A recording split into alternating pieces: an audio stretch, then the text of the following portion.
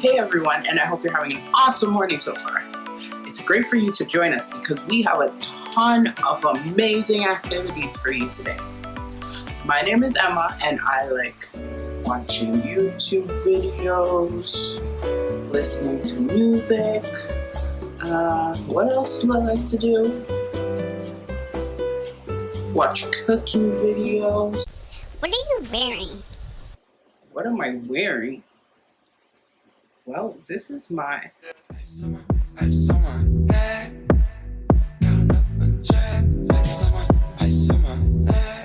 wacky necklace because it's Wacky Wednesday. Wacky Wednesday. Wacky Wednesday. I haven't worn this in a long time, but for you guys, I brought it back out. Okay, it might not be that wacky, but believe it or not, I used to walk around with this in high school, around my neck like a necklace, and I'd have my hand sanitizers in it, and then I'd give hand sanitizers to people.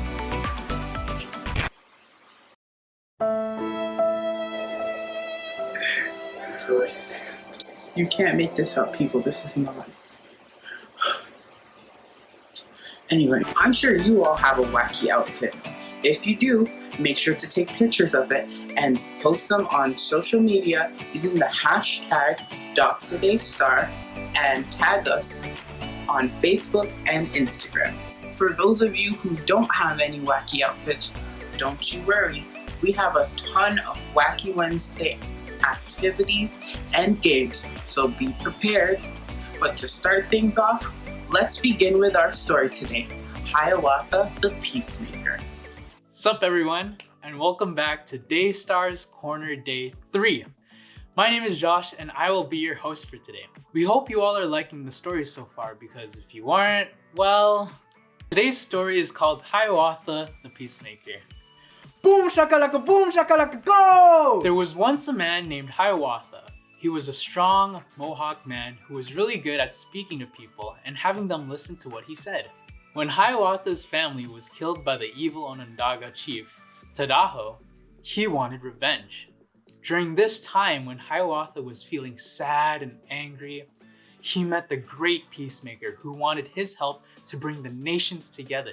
The Great Peacemaker then shared his goal of having a new way of life that is filled with peace, love, togetherness, and instead of war, Hiawatha and the Peacemaker were able to share the message of peace and brought together 5 Iroquois nations who were at war with each other in the 14th century. Whoa! The 14th century? I must have been like 1 or 2. Wait a minute, the 14th century. My grandma's grandma wasn't even born, and she's old. Not only were they able to bring the nations together, but they were able to restore the evil chief Tadaho back into a man and make him like an eagle, because he would be their watcher overall. Wow, that was a pretty cool story. That was only a summary, but you can see the full story in a read-along on YouTube. The link will be in the description box below. I'm so glad that they were able to live peacefully. It reminds me of 2 of the 7 grandfather teachings, respect and humility. It took a lot of humility for Hiawatha to put his revenge feelings aside so that everyone else could live peacefully. Hiawatha also showed just how much he had respect for living things because he didn't bring harm to people, but brought them together. He saw the value in every living thing and knew that it was all part of God's creation. This story is also very similar to one of the fruits of the spirits, peace. Why wouldn't it be? The story is literally called Hiawatha and the Peacemaker, duh. Okay, whatever, you're interrupting my story. Where was I before I was so rudely interrupted? Who's editing this? Stop that! Wow, are you done? They'll stop when you change your attitude. Oh, is that how it works? Sorry, editor person. Peace is a fruit of the spirit that we can also see relates to the grandfather teachings of respect and humility. When we want to live peacefully, it means that we need to show consideration and respect for all people and creation. Living in peace means living in togetherness, with everyone in perfect harmony. We can show peace by standing up to people who are picked on or hurt, or by doing nice things for people. Our Bible verse for today gives us an idea of what we can do. It says, live together in peace with each other. Do not be proud, but make friends with everyone. Romans chapter 12, verse 16. When the verse says, do not be proud, it means do not think that you are better than someone or know more than anyone. We are all equal, should all be treated equally. God, the creator of the universe, wants us to live in peace with everyone and with the earth and every living thing. It hurts the heart of God when His creation isn't living in peace together. He made us all be friends and to get along with everyone and take care of His creation. But because something called sin entered the world a long time ago, there are times when people do not live the way God wanted for us to live.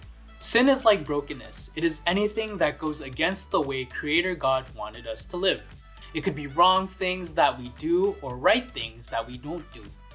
That is why we saw problems in the story with Hiawatha, and why we see problems in our world today.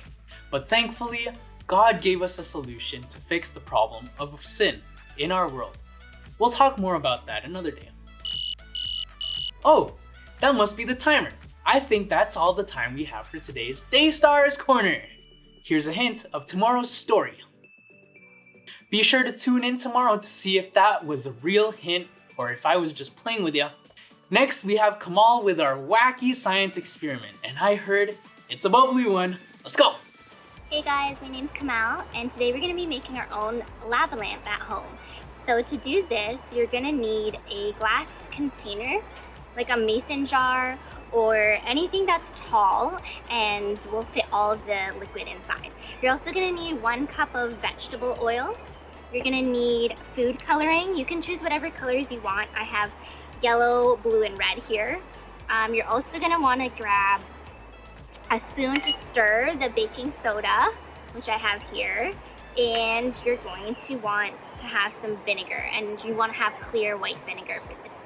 I will put the amount for the different ingredients down below in the description bar just so that you can remember.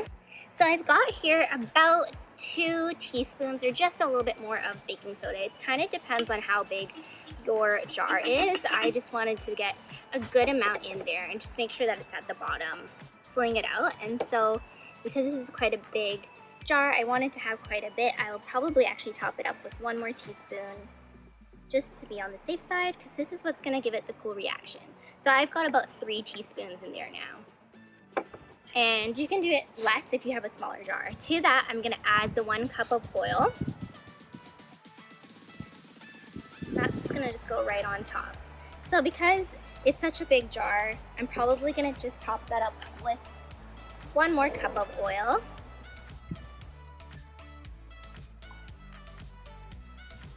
Alright, so now you're going to take your white vinegar, and I just want to use a small cup like that. And I'm going to fill it, it's going to be about 1/4 cup in here. That's about 1/4 cup. And I'm just going to put that away. And then I'm going to grab my blue food coloring that I'm using for this. So it just looks like this. And I'm going to put about 4 drops. That should be enough. Food coloring is super intense. You don't need a whole lot. So I'm just going to take a wooden stick to stir that up. And if you can see, it's blue. So we're going to take the vinegar with the food coloring and put it into the oil with the baking soda at the bottom, and this will create a reaction. So I'm just going to slowly pour this in, and we should start to see it kind of go from the bottom up. And we can see that it's forming bubbles at the bottom. And I'm just going to put a little bit more in, and you can see that it's starting to float up because of the reaction. And the more I add, the more it's going to react. And this reaction will last for about 15 minutes. It depends on how active your baking soda is and how it reacts with the food coloring, but it's pretty cool. You can see from the bottom it's all rising up here. So this is a really fun and cool science experiment you can do at home with your family. You can even hear it sizzling at the top. So it's still reacting, and the longer you wait, the cooler it's gonna be, because it's gonna just keep on bubbling up. And you can do other colors with it also if you wanted to. So now you can see that I added the red, and you can add a little bit more. It's actually reacting. It's at the bottom there, just floating up to the top with the blue. So this is the final product. You can see the different colors of the red and the blue, and it's gonna keep going for probably a couple more minutes. And so if you want more information on how to do this and what ingredients you need, look at the description bar below and try this out at home. It's really fun. Congratulations everyone! You made it to the end of another day at Daystar at home. Be sure to catch tomorrow's video for the next Fruit of the Spirit. And remember to live in peace with everyone and everything so you can bear fruit.